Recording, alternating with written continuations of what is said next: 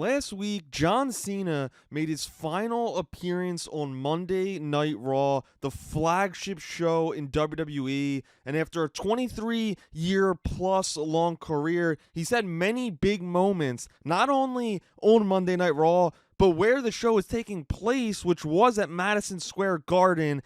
And Cena started this show off.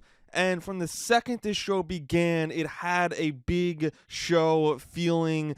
The environment was just electric. Fans were lined up out the door early for this event, and it didn't feel like a normal, traditional weekly episode of television for WWE as it was John Cena's last Monday Night Raw. I was in the building, so I want to give my thoughts and feelings and what I experienced when I was there. And I thought all around the crowd, the atmosphere, like I said, was unbelievable. A plus.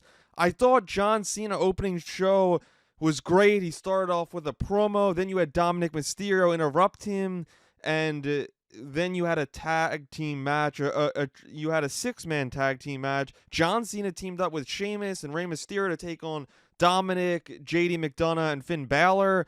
Would I have liked to see John Cena have a one-on-one match in his final appearance at Madison Square Garden? Yes.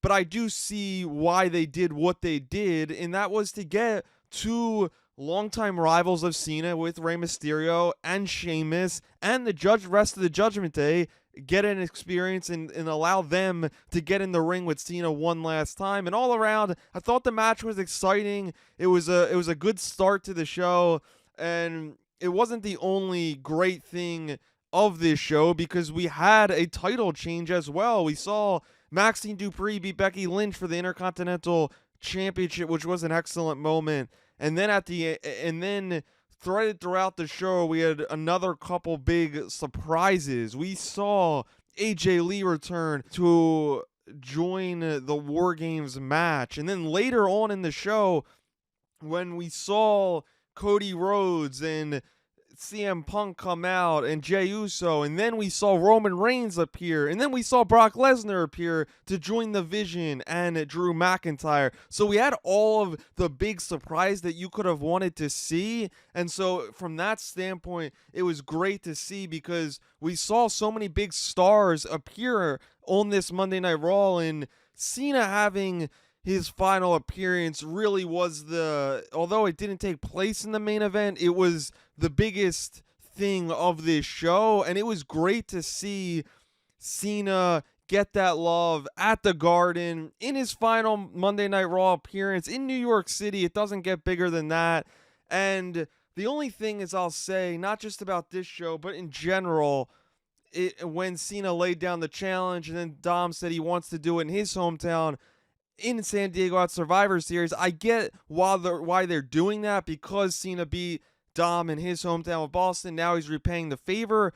But I just think it's a little bit of lazy booking to have John Cena to have two appearances in a row and two of his last three matches in the or just against Dominic Mysterio. And when you break it down even further, that would have been his last Raw in his hometown. He faced Dominic Mysterio in a one-on-one match. His last Raw at MSG faces Dominic Mysterio in a six-man tag match.